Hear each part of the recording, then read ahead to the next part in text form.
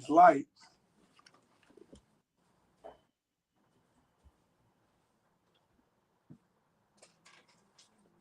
We're live. You just time. We're celebrating. It's 5 years. We're rolling on the road. We're rolling on the road. 100 shades of diversity. We're rolling on the road. Oh, rolling on the road.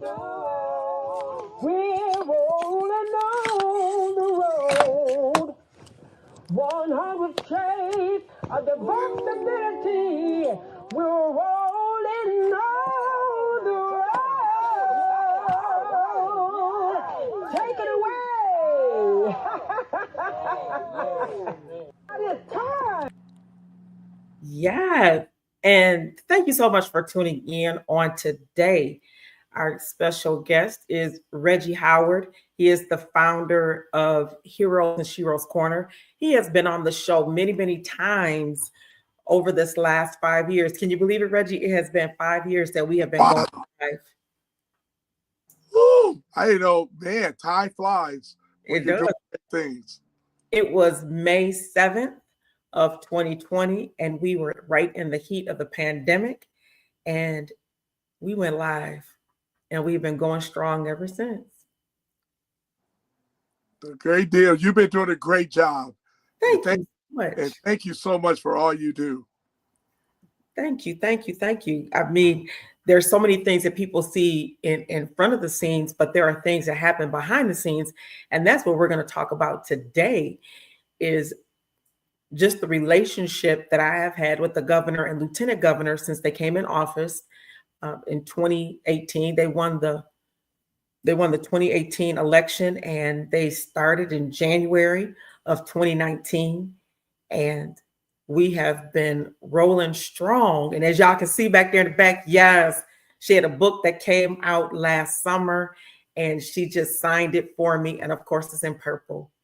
So I'm excited. It's like it's right there. It's for real. And I even got a heart, and you say from Gretchen, you know.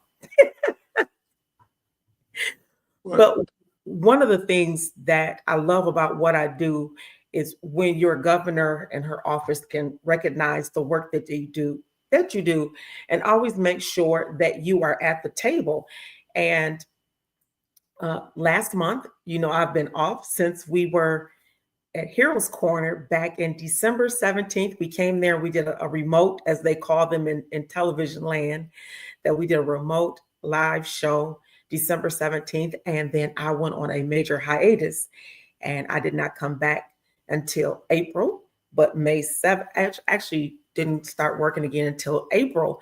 And one of the first assignments that I had was I got a phone call from the governor's office that, hey, the lieutenant governor is going to hold a roundtable concerning protecting Medicaid. We need you to be there. And who else needs to be at the table? And I gave them a list of names, and your name was one of the names that was on the list. Well, thank you. And we know how important it is to have this conversation, because our veterans and their families will be affected if they cut Medicaid. So we both know that. Oh, absolutely. Because many of you who don't know, every veteran, if they enrolled and they was on in for 2 hours, they are eligible for medical. But many of them do not take it. And so if they don't find, a government job, then that is either their primary, or even if those, like I know at the beginning, when I was going to say like between 10 and 30% that I used Medicaid to supplement my VA benefits. I don't know who else out there in the house.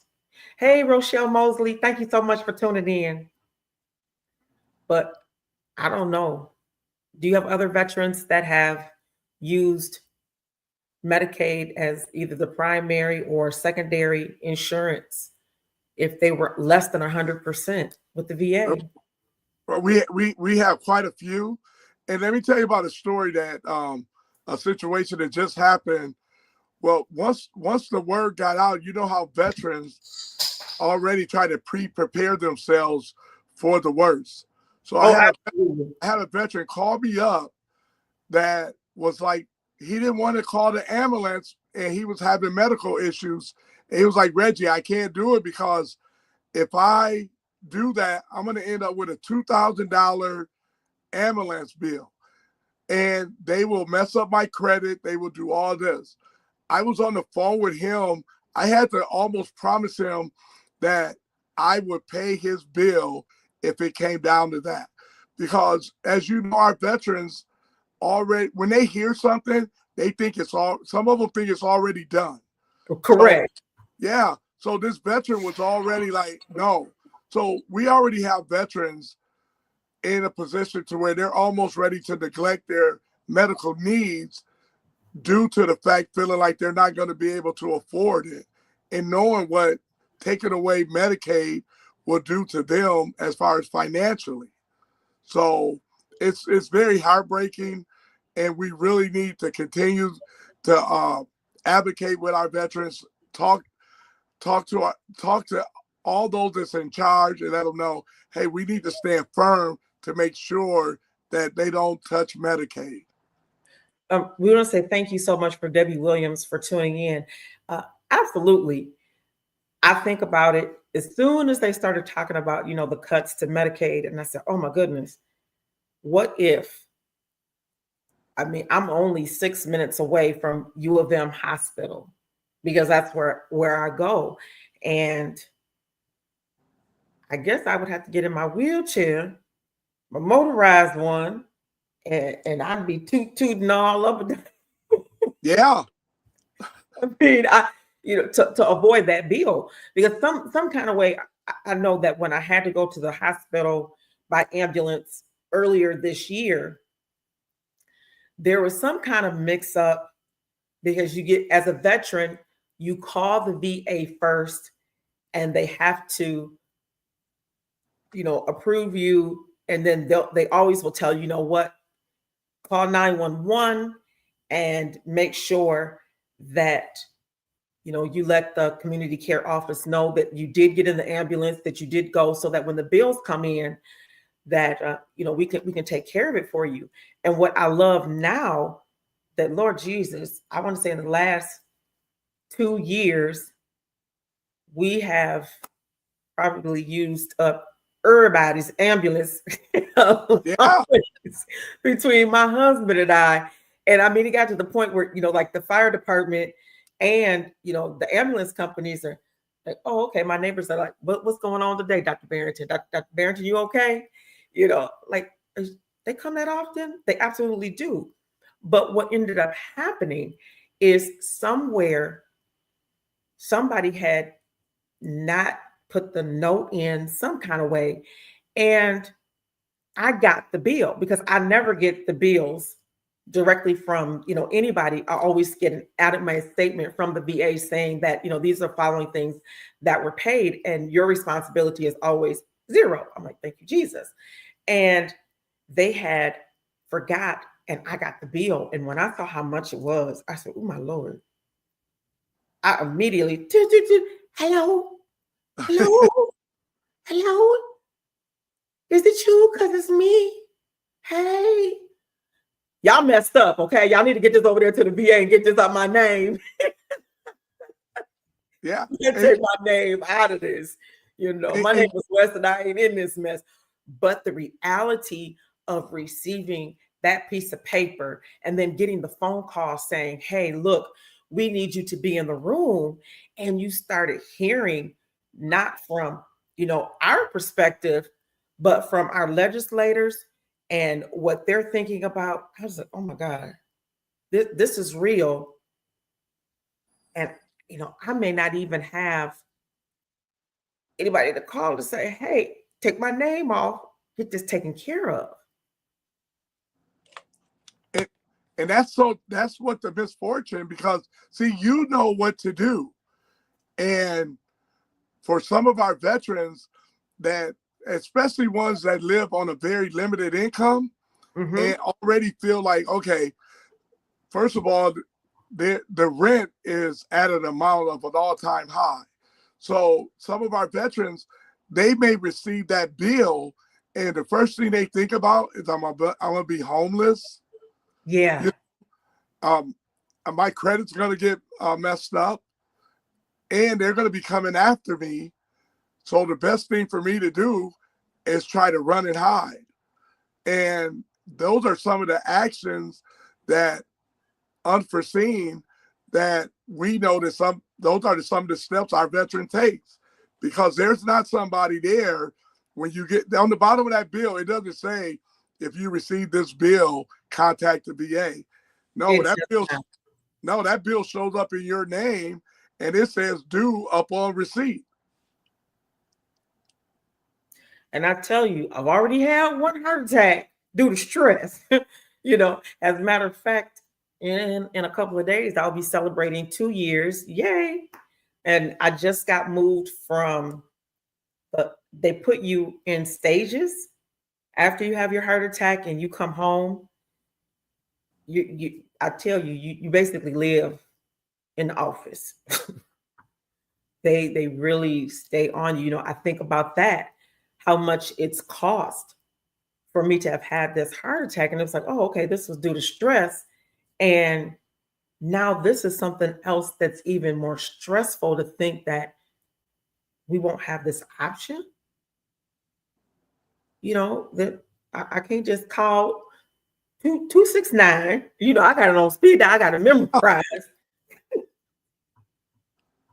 And I got to memorize. But the reality of this, it is just unrelenting. Oh, we got to say hey to Shayna, who is in Bel Air, and she's tuning in. That's all the way in Maryland. For those of y'all know, she's been rolling with us for 5 years. We have Dr. Vertanji, who is in Detroit. She says hello, and she said, yeah, this is very stressful. And I think about as I went through if you want to say the critical care, the intensive critical care is where I was, and I've gone step down, along the way. What happened, Reggie? We lost your video. Well, he's still there. And as I think about, and I'm not about to get emotional, but where my tissue? Look, let me get my tissue out just in case. But when I think about the cost of the medications, the appointments, them doing the surgery on my heart, they went in there and catheterized it. And, that just to go in the operating room alone is $34,000, period. Point blank, period. That's not including the doctor's fee. We're talking about just to go in that operating room. And we understand, Dr. Kennedy, and when you talk about the medication, that's another one. When it comes down to choosing between your medication and your bills and how you're going to make it, then people start substituting their medication, and that's another one of those things that we want people to understand. If you cut Medicaid, you're cutting people medication, because people are not going to be able to afford some of the medication that's afforded to them now. So they're going to be making life-changing decisions based off affordability. And people are going to be like, well, my diabetes and my high blood pressure, and those pills are not important right now when it comes down to putting food on the table and making sure my lights are on. You're absolutely correct. You know, know, it's not just taking the pill, Reggie. You have to remember when you have to look at it in all its totality. So I have diabetes. Uh, I get all my supplies, all of it. So not only when I was on the pill, not only did I have to have the pill that I had to take, well, guess what? I was on insulin. I was on 62 units a day of insulin. So I had to take a pill and then I'm going to need insulin. That's another expense. Well, okay. So we're going to keep walking this down. I got to take a pill. I got to do insulin. But before I can even do my insulin, I have to have blood test strips. I need to have alcohol wipes. And I'm going to have the lancet needles. And I'm going to have the, I call it the little gun. Now you're talking about all these other moving pieces. I don't have just diabetes, where I'm just taking a pill. I got to have alcohol swabs, a lancet. I'm going to have the test strips, and I'm going to have a machine. All those little pieces cost. The VA sends all of those supplies every single month. I think about the person who has to say, okay, I just won't check my sugar. So if I can afford some of the, of the insulin and the pill, so I can do that for the next 30 days. So I'm going to give myself insulin, but not check to see where my sugar level is. And now I'm going to end up in the hospital because I can either become hypoglycemic or hyperglycemic. One is when your sugar is too high, the other one is when your sugar is too low, because you haven't even checked your sugar. I mean, we don't think about all the pieces and the parts that go to each sickness or illness that a person has. wow. If you're on metformin, one of the main side effects of metformin is that it gives you serious diarrhea. And so, well, you know what? That means you're going to need the good kind of toilet paper. But a lot of people cannot afford the good toilet paper. So they're going to the Dollar Tree or, get that gas station, toilet paper. You're going to run through that like nobody's business, because that's a side effect of the medication. Then you have to look at, so that's going to be another expense that needs to be included as part of your supplies. Wow. Thank you so much, because that's not even something I even thought about, when you think about all the needed. And then, like you said, even checking your blood sugar, and that's one of the number one things that most of us with diabetes is taught to do. And then, like you said, if we don't check it, and the next thing you know, it could be too high or it could be too low. Since I've lost all of this weight, my big issue has been extremely low blood sugars in the 50s, in the 60s, and that's just as dangerous. So then you have these other supplies. They supply me with these pills to take. They're quick acting, so that when my sugar drops low like that, then I can just pop one in. But guess what? The other, new pieces that you can get, the Libre, and you put this sensor on your arm, it stays on there for 14 days, and then you have a reader and it automatically checks your sugar for you. Or, you can use your cell phone, but, download the app. That's another expense. If you don't have all the supplies to be able to, have a lancet, have, the test strips, have a machine to check it and do the lancets, well, you can get the Libre. Well, guess what? That's covered underneath Medicaid and your VA. Well, now what am I going to do if I don't get that? Then I got to choose between, I can get the sensor, but then I can't pay my cell phone bill. So now I can't check my sugar anyway. All of the moving parts. It's not just saying, okay, these people, won't be able to have. We will have a lot of things that move. That's only one thing. So if I have high blood pressure, well, now we got to add in that I got to pay for that blood pressure medication. Sometimes we may have one, we may have two, or, maybe some people are on 3 blood pressure medications that they may need to take. And then you're talking about they're going to have to check their blood pressure at least twice a day, once in the morning, once in the evening. Well, you know what? Medicaid and the VA, they pay for those. They mail them to you. They're considered part of, your durable equipment. They last a good 3 to 5 years, and you're good to go. So you have your little ledger that they send to you. Well, guess what? Yours breaks.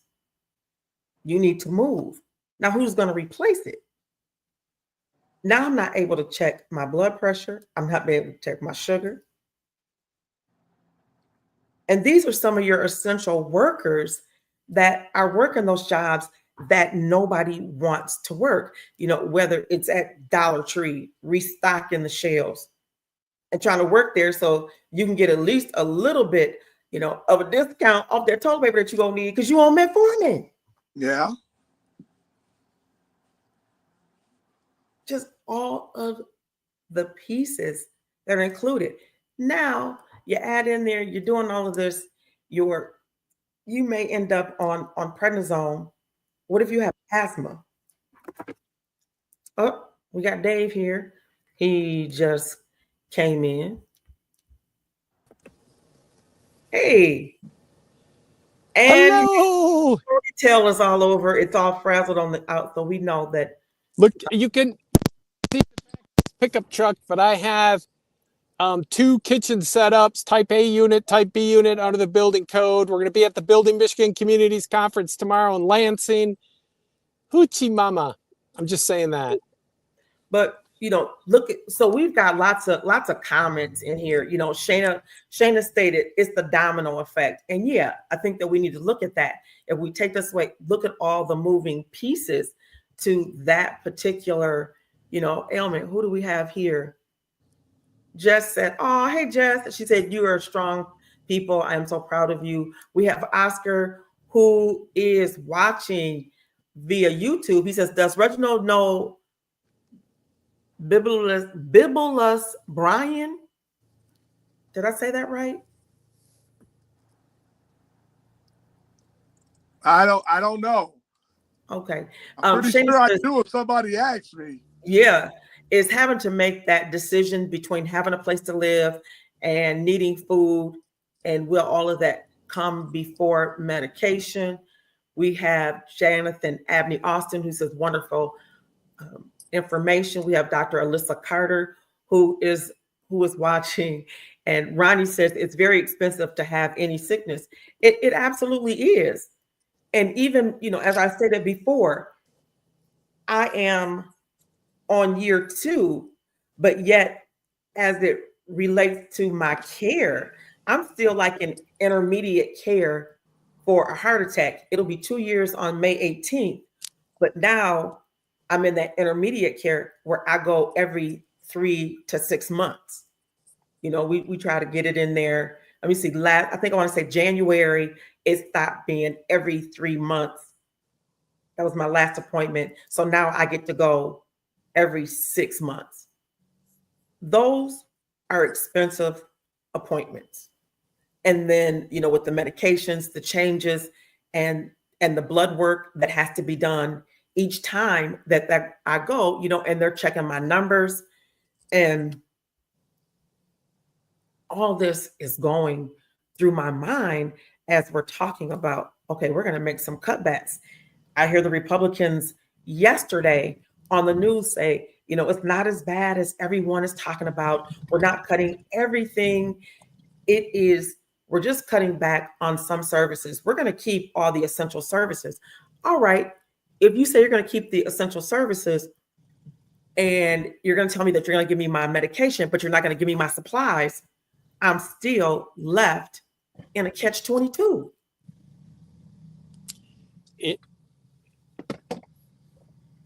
I mean, to dive into there, you call it an essential. I'm just cutting non-essential services, but if it's the service you rely on, how can you call that non-essential? Absolutely. Did you hear how how it was put together? That if you have diabetes, you have your pill that you may take, you have your insulin. So that's the insulin now comes in a pen. And if you have to have two, like I was at 62 units a day, but I had to take two types. I would have to take a long acting twice a day, and then I would have to take a short acting 4 times a day.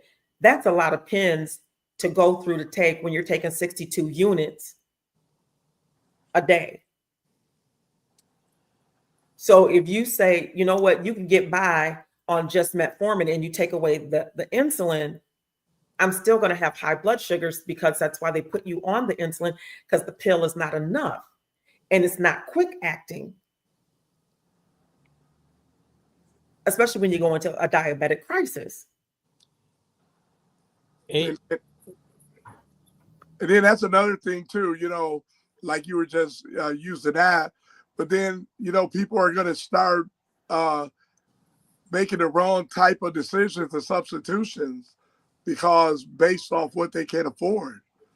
And like you said, and people just you can't manage off. If a doctor prescribed you to take 2 different type of pills, you have to take 2 different type of pills. Mm-hmm.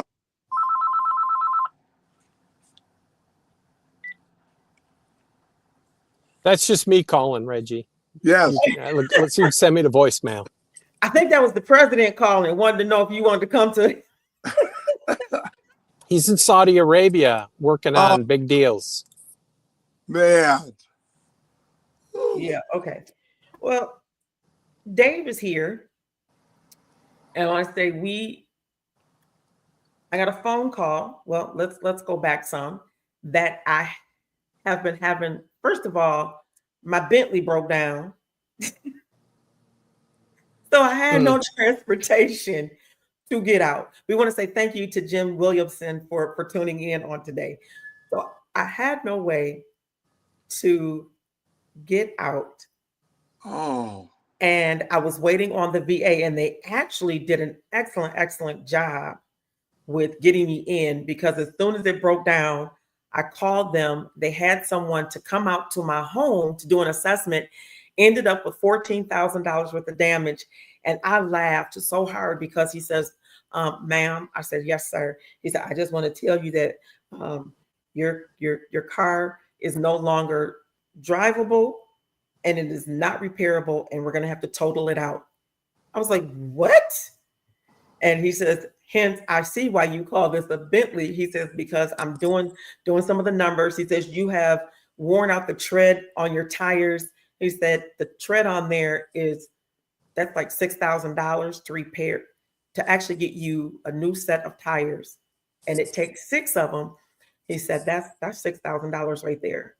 So he says, anything over $5,000 on these vehicles, he said, we have to consider them totaled if we have to spend that kind of money. I was It's like, outrageous. And- outrageous, the cost of these things. Oh, yeah. Okay, so y'all don't want to know how much my new one costs? Oh, I'm waiting to hear this one. So my new one got delivered. Oh, well, there's a video out there. It's got like almost 200 something views now that I posted. And guess what? I only sent it to Disability Advocates of Kent County, you know, to give them an update. I only sent it to them. And I'm like, what? It has that many. She says, you rolled my Bentley till the wheels came off. I did, Shayna. That's the way to do it. Literally, I was rolling on the road, and I was really surprised again. So that this is all relevant, people. I'm trying to tell you, because this is considered durable medical equipment. And there are so many people who are on Medicaid, who are in the VA system, who don't realize that every 5 years, you get to get a new wheelchair. That's considered durable medical equipment. You know, I see some chairs that are in such ill repair. Why haven't you got a new chair? Well, the insurance, they haven't gotten me a new one yet. I said, well, did you tell them, it's every 5 years that you get them? Then here's the piece of the resistance to that is that the chair that I'm sitting in right now, the retail price of this chair is $45,000.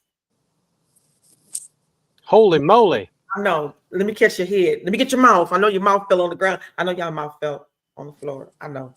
I'm gonna roll by. I'm gonna pick it up for you. Yes, this chair retails for $45,000, and it was custom made. And you are correct, Shayna. The other part is that some people have co-pays. I don't have to pay for anything. That's most private insurance. They'll cover 50%. And so a good friend, one time, her wheelchair was past needing to be replaced. And just a standard wheelchair, which looks like a bicycle, that's all the tubing it is, two big wheels, 2 little wheels. A manual wheelchair cost $4,500. She had to come up with $2,250 for her half of it to get it. And she needed it because the things fall apart and all that stuff. Well, I feel so spoiled right now, and I don't want to say I'm embarrassed to even tell, but I mean I'm scooching in while I can stay in. That they actually looked at my manual wheelchair while I was here too, or they were here, and they said, "Well, you don't have no tread left on that one either." I said, "What?" Now that wheelchair I have had, I know for a good 8 years. It has not been changed out. It's been about 8 years on that chair. So no wonder, there just was no tread left on those tires, but I was still out there, wheeling and dealing, came out there to you guys when we did our live show in this wheelchair that wasn't safe, and there's no tread on there. And I got to test drive, if you will, a motorized chair, and I got to look at a showroom full of manual chairs. I'm ashamed to say that my manual wheelchair has spinners on them. They got this. It's a new style. They said they don't even make the one that you have. You didn't have it so long, and that one is probably close to $5,000 because it's got the lumbar support. It's ergonomically correct. So you got to choose the regular just fold in backing or the big fancy. So I was like, I get to get all this. They were like, you can pick out everything you want, the type of seating. I mean, just for the cushion alone on that chair is like $1,200 on the manual. I mean, it's pretty expensive. And and it was, when I say detailed and custom made, I mean, they measured my shoulders. They measured, from my shoulder to my waistline, from my waistline to, my knee, from my knee to the floor. It's extremely detailed. And I'm looking at this and I don't have to pay anything. And everybody here in the chat is talking about copays. You are correct. Jim Williamson said, Dr. Kim, when will American religious and political leaders wake up? Because this will affect church attendance and church offerings. Well, all they're going to do is tell them to close the doors. Sorry, Myron, Pastor Marvin, Bishop, cousin. And we want to say thank you to Bob Hine, he's watching, Lady Daphne Gadding, who is tuned in, Cassandra Wolf, who's turned in. Thank you guys. We really, really appreciate you for supporting us these 5 years. But these are all of the things that as a consumer, we think about. And Reggie and I had the opportunity to be in the room with Representative Phil Skaggs, our congressional representative Hillary Skolton, our Lieutenant Governor Garland Gilchrist, who is running for governor this term. Then this is midterm election. And we had the Michigan Department of Health and Human Services director. We had the Department of Health, the Michigan Department of Health and Human Services medical director. She was the moderator. We had the CEO of Corewell Health. He's the interim, was in the room. So we were in there with some pretty heavy hitters and decision makers, and none of them came from this standpoint other than the lieutenant governor. Everyone else, their first comment was, well, we're just going to have to lay off some workers, and our doctors are going to be out of work, and we're going to have to cut back hours, and we don't know how we're going to operate because we get a portion of our funding to help take care of those marginalized communities at our hospitals so that we don't turn them away. And what are we going to do now? Because now we're going to have to close down some clinics. Reggie and I sat there like this. Yeah, we sure did. And we looked at each other. Like, we can't believe this is what. You're gone. Uh-oh. Ronnie says, when I talk to others and there's Reggie about services, they simply don't know and don't have an idea. And I'm thinking a lot of insurance companies don't even remind them that they can go and get new chairs. But again, before you went out, we were just talking about how we both were just flabbergasted. Now, I just talked about what's going to happen to that person who's a diabetic that may be insulin dependent. And the first thing that you're saying is that, oh man, my endocrinologist is not going to have a job. Because we get funding through the hospital to pay for those folks who are on Medicaid. And it's all a big, it's like with Medicaid cuts, the costs do get shared across all insurance types and people who have to pay out of pocket. And if Medicaid gets reduced, others are going to have to kick in more, or we're going to start reducing providers. And we already have waits to see different specialists. So it's like, folks, this isn't how you want to reform a system. As both of you probably know, the system needs some reforming. No system is perfect. However, you can't take 5% off the top or 10% off the top and think that's somehow going to magically reform itself. No, it just set up for devastation. And nobody has a plan for the individual. They got to start to understand it's the individual, the person with Medicaid has to be at the top priority.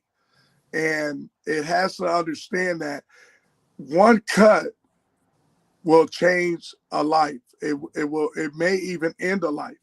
And that's what they need to understand.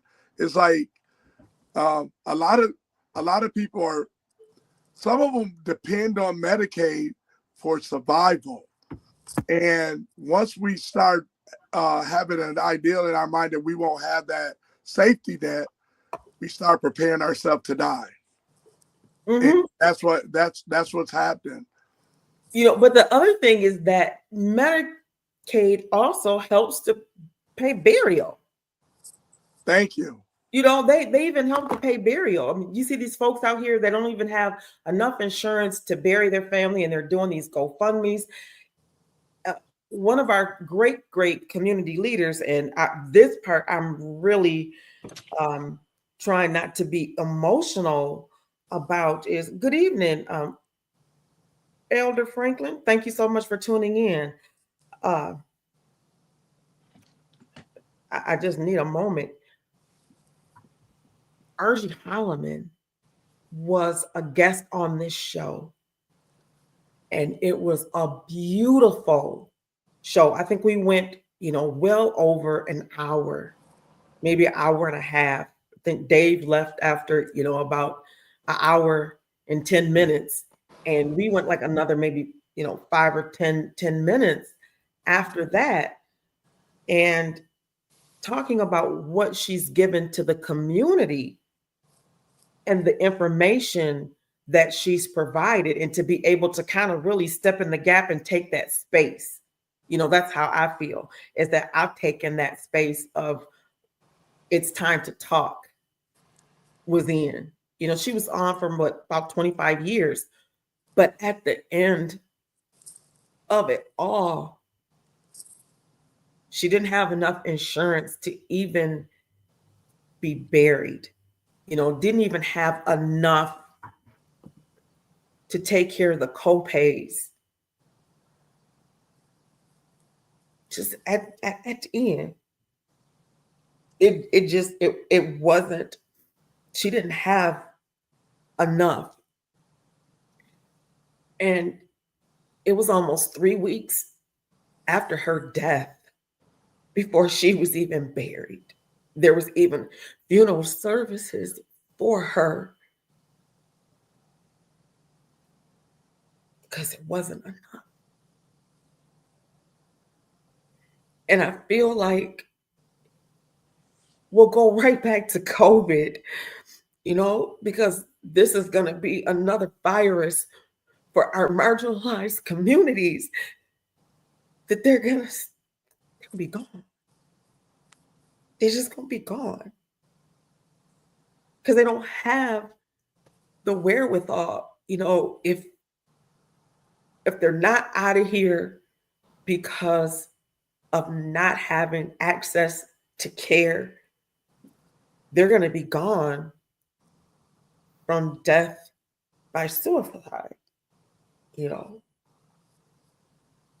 That's the reality that we're in. It's the reality because they're not going to be there to,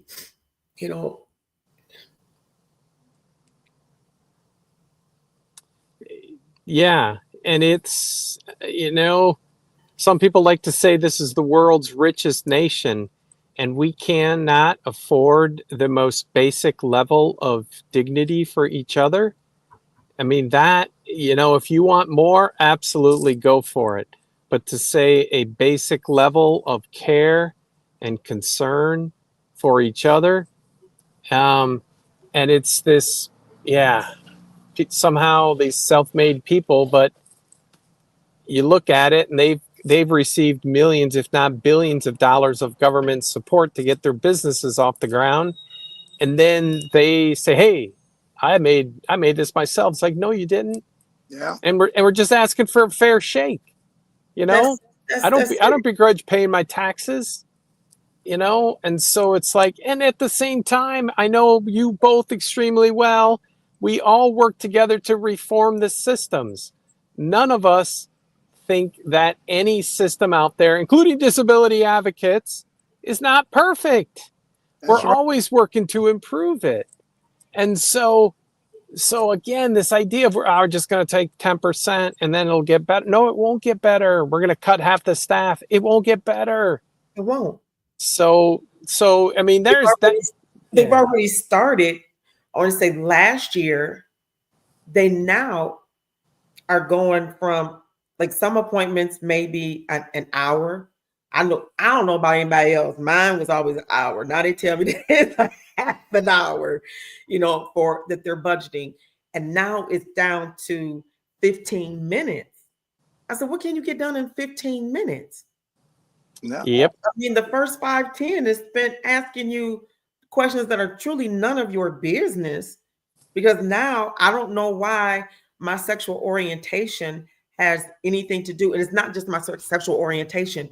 The new question that the VA asks is that if I were not heterosexual, would I choose to be binary? What is it? Binary. She asked me, she said, binary something. What are my other choices? I don't know. I haven't. Yeah. But it was a list of them. would I be bisexual? Would I be gay?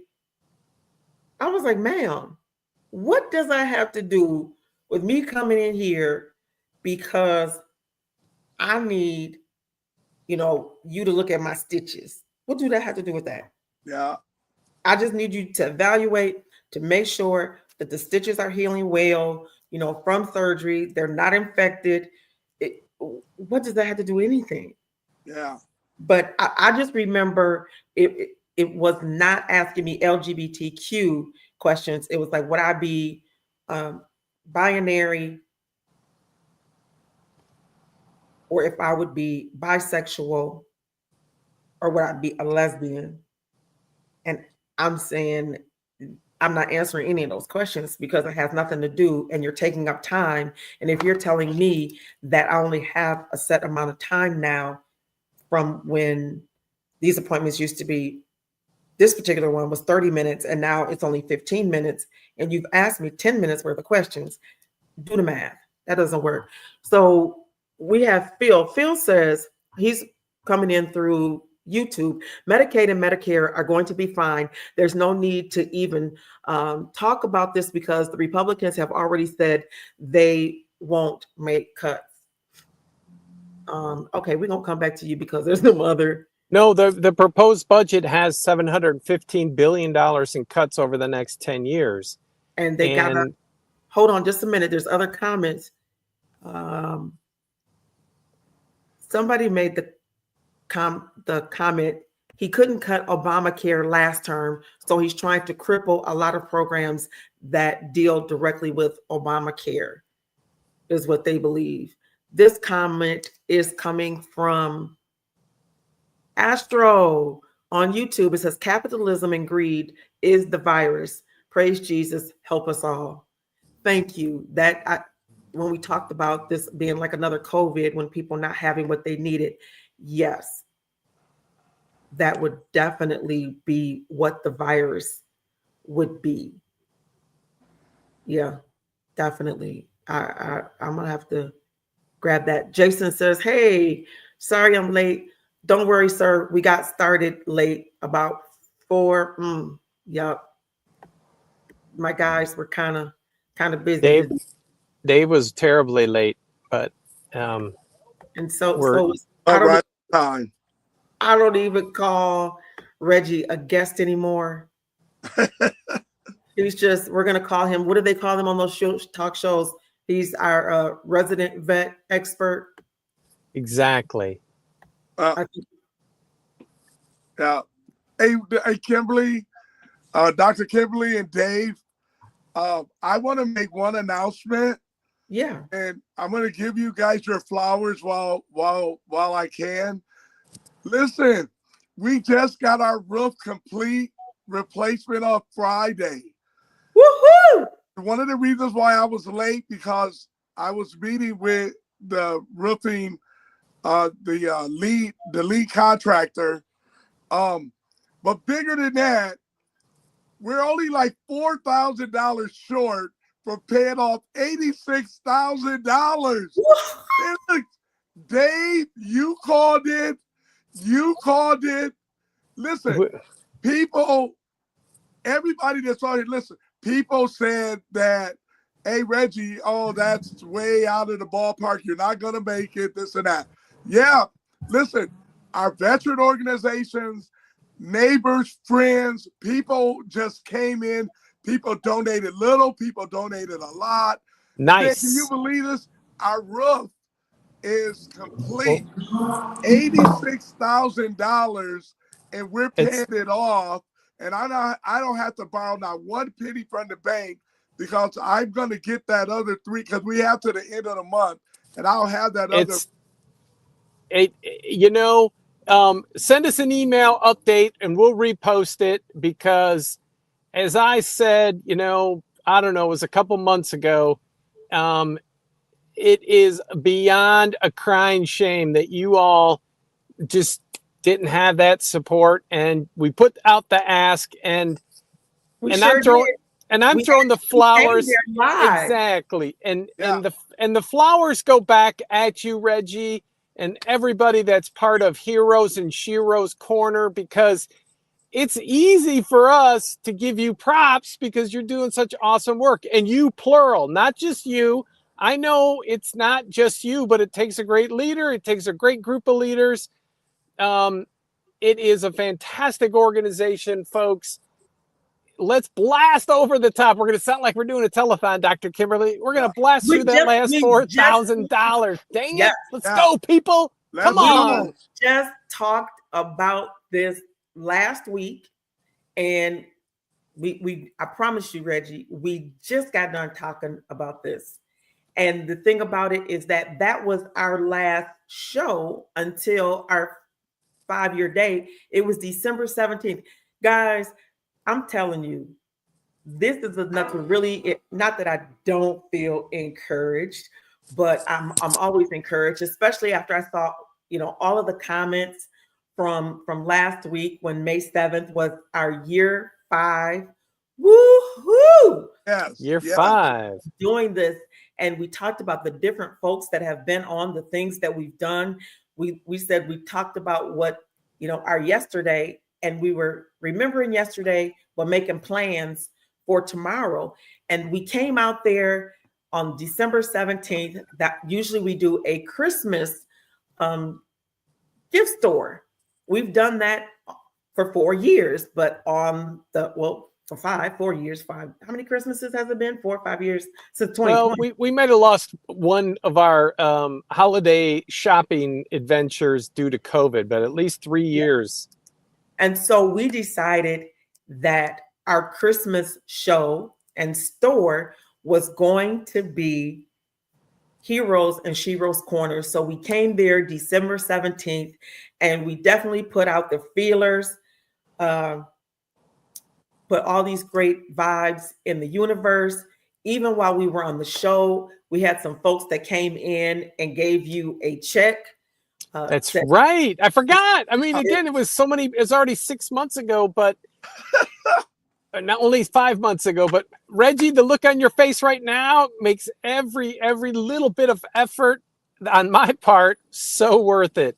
Because it's amazing. We kept playing the show, talking about it, and definitely putting out feelers, calling folks up. Hey, can you do me a favor? Do me a solid. And I'm a veteran. I know y'all know all of this. We've been out there, but that was, our gift to the community, our gift to you from what we have. And look, here it is now. We're coming back, and the report is we left the year there. And not even, 5 months later, boom, it's done. So you are rolling on the road, and we are going to come back there live and get that last $4,000. Hey, if we broadcast live from the roof, how are we going to get Dr. Kimberly up there? Oh, we'll have to get one of those lifts. We'll make it work. Yeah, wait, I'll come in the manual one. Yeah, that's called the baby rolls. So the baby rolls. The name for the back of each chair is coming in today. So the manual says Dr. Kimberly's baby rolls, and the big one says Dr. Kimberly's Rolls Royce. Yeah, I couldn't have picked, Dr. Kennedy. You couldn't have picked a better time. And I tell you, it's so good because it's people, I got a little discouraged at the beginning, and I tell you, man, and I have my faith, and I tell you, God was like, I'm going to show you who I am. And man, I tell you, people still cannot believe that we could raise that type of money. But a little girl came in and gave up her last little allowance. I mean, people from the big to the little, man, to the smallest. And I mean, it's so amazing.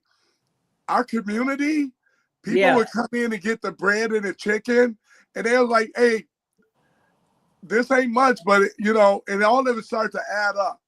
And I don't know if you know, but when you look into a jar and there's money in there, and you start pulling out ones and tens and 20s, that starts to add up.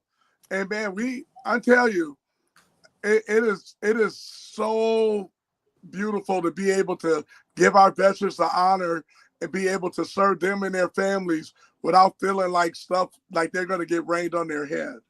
Man. And not at all to diminish this awesome milestone. The roof is done. It's figured out. As we've talked about, Reggie, I don't want to, spoiler alert, that looking at you all working with one of our architectural partners to really look at how do you, the word I've been using this spring is gussy up. How do you gussy up that inside?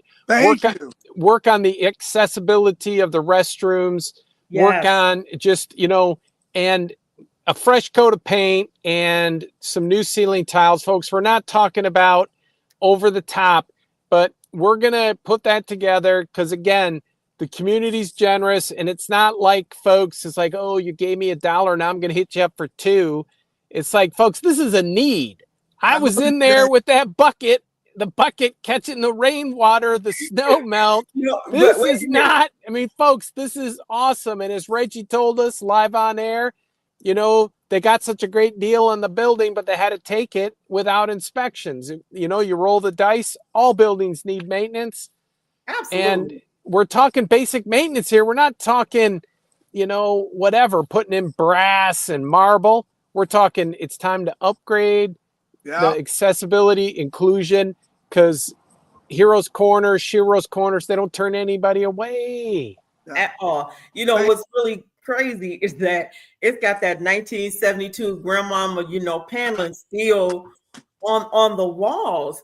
Hey, don't be making fun of 1972 paneling. That was good. That was great until about 1974, and then it started looking old. But the part of it is that it was, it's funny, but it's not funny. And again, let me get my tissue. It's just one of those moments where this year the governor did a proclamation for all those who served on active duty. And it was just beautiful. And they did it during Black History Month. So it was during that week. And of course, me, I was on the panel, one of the speakers, and Hillary came in, our congressional rep came in, and we got to do this big, nice photo shoot. And I'm sitting there with all these big wigs, and I'm holding this proclamation.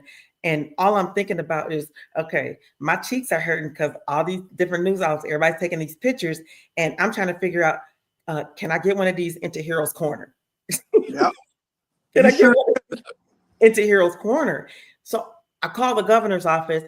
Hello, I'm batting, and I said like this, I'm batting my eyelashes. This is Dr. Kimberly. Oh my God, me.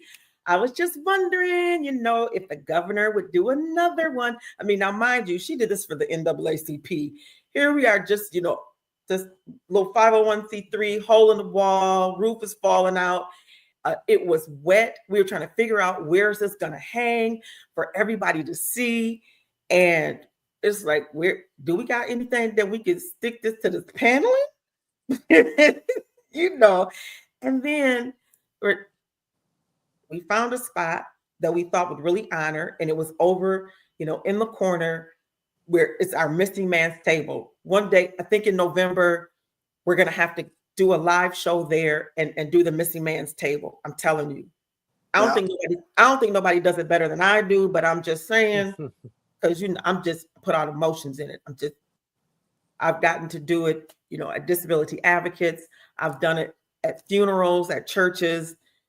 So I had a little experience with some public speaking, and I know a little bit about the missing man table, because now I got to put my, I got a chair folded down for my husband here in my home, and I have all the wonders. Anyway, we're trying to figure out how are we going to get this up. Well, we find a spot, in the missing man's corner, the missing man's table corner. However, that's where this big leak is. and there's a bucket in the way, and we're trying to figure out, well, can we get the wheelchair? I said, oh, honey, please. This wheelchair finna go right on through. We just don't make it do what it do. But what I love is that the governor's office said yes. Yes.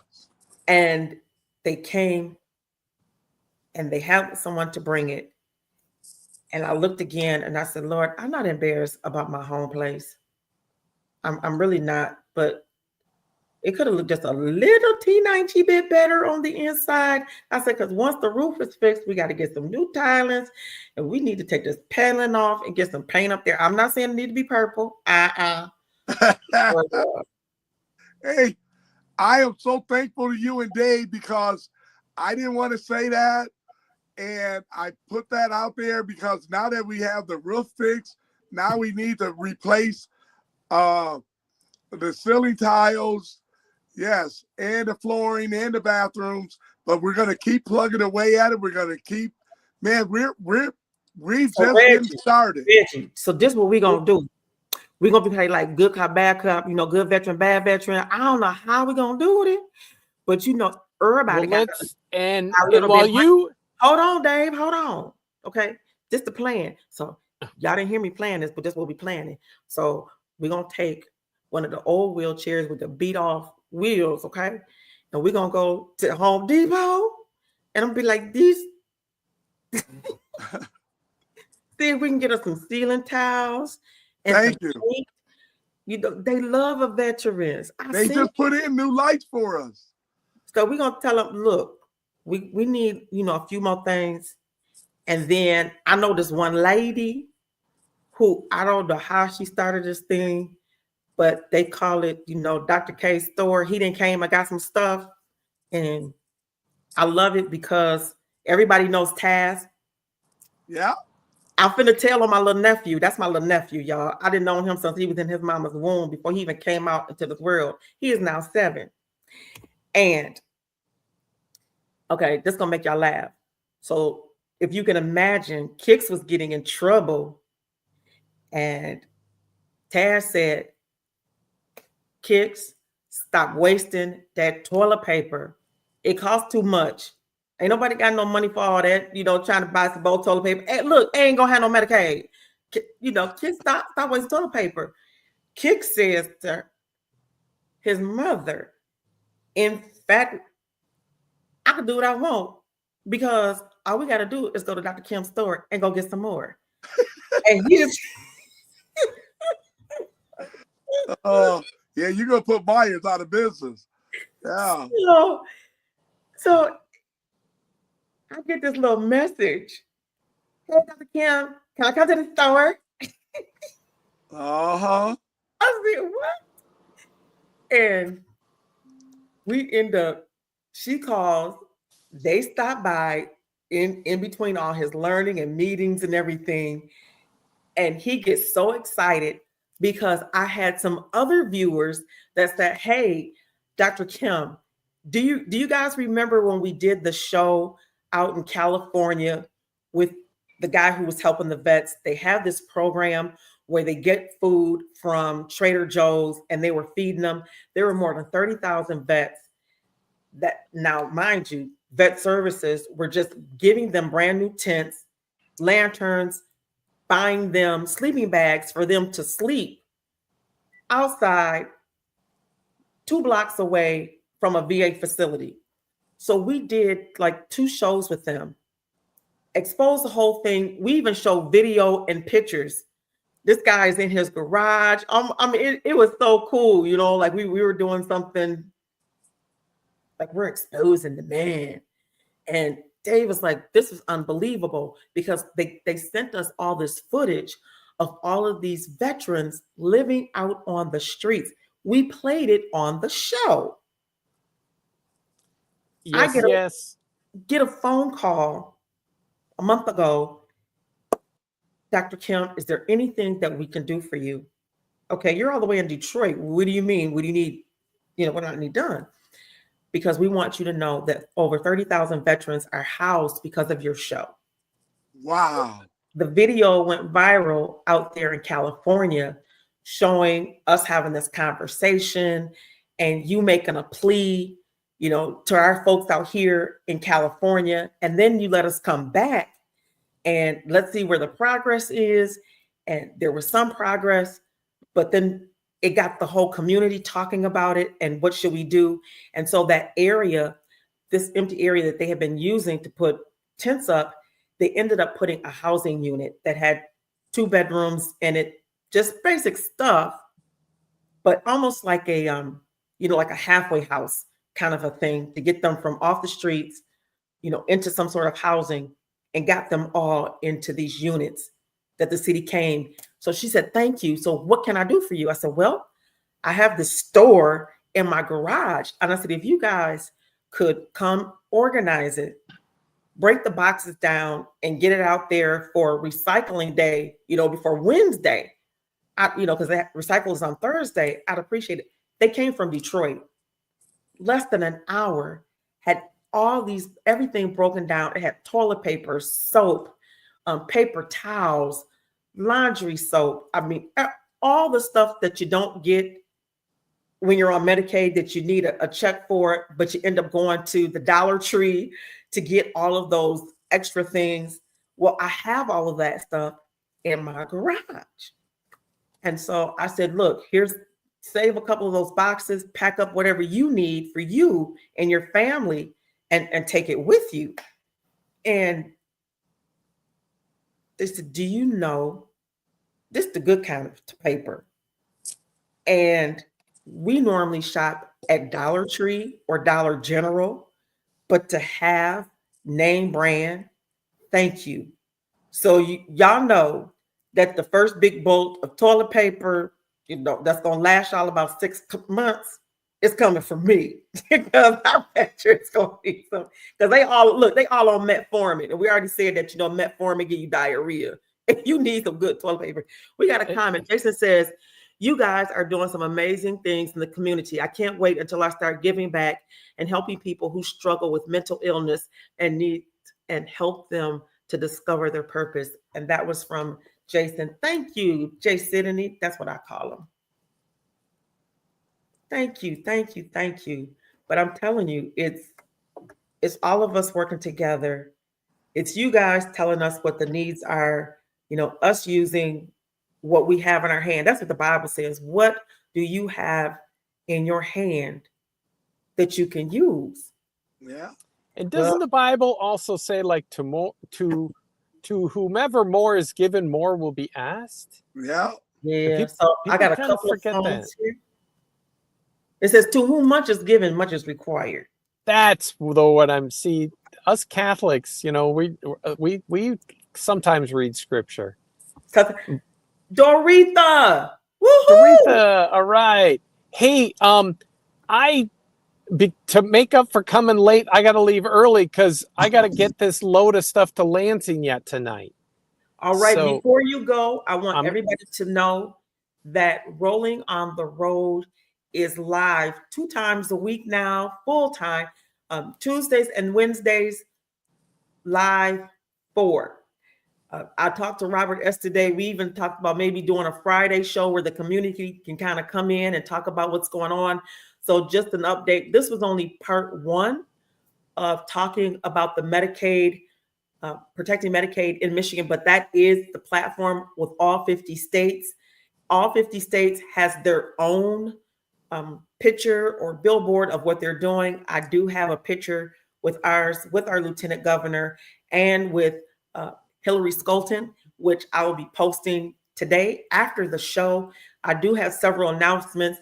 Sorry for those who gave me some announcements, but I will post them as well right after the show. On tomorrow, we will not be live. I will come on live for a few minutes to do the announcement that we're going to be at the NAAC, the Center for Transformation here, to talk about the mistrial of a young man.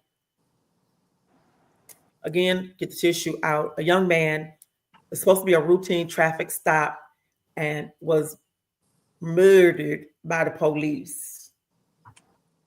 And on tomorrow, there's going to be a community meeting, And we already have it set up that on next week, because they're still in the trial process, that on next Wednesday, Robert S., possibly somebody from the family and someone from the lawyer team will be here. Yup, guys, right here on Rolling on the Road. So we're moving up. We are in the thick of things, and we're reporting live and in real time of what's happening within our community. What time is that meeting tomorrow? It's at 6 o'clock. And do we have time for another shameless plug about Medicaid? We do, however, I'm leaving, or I'm going to just kind of do the announcement, but then I have to leave because I have to put the Rolls Royce on the road and go catch the bus to get there. Quick, folks. May 22nd at 10 a.m. at the Unified Sports and Inclusion Campus, where Disability Advocates and 100 Shades have our offices. Michigan League for Public Policy is going to be in. We're going to take a deeper dive into Medicaid, because Medicaid needs reform, and we want to talk about what's really happening with Medicaid, how it really works. So that's May 22nd, 10 a.m. Check out Disability Advocates' social media feeds. Dr. Kimberly will post it and all that. So 10 a.m., May 22, deeper dive into what's happening with Medicaid. We need you to register because we're going to be looking at pie charts, and we're going to be eating pie. It's a wonderful pie. Oh my God. Pies and pie charts, but it's all about Medicaid. It's serious with a small tongue-in-cheek and a little bit of pie. So, Dr. Kimberly, you go get your new wheels. Reggie, congratulations on busting. Don't bust through the ceiling. Covering the ceiling. All right. Love you both. All right. We're going to actually play our intro as an outro so that you guys, we got it together, and here we go. We're celebrating. It's 5 years. We're rolling on the road. We're rolling on the road. 100 shades. Is it playing? We're rolling on. It's not coming through mine. Rolling on the road. We're rolling on the road. See you, Dr. Kimberly.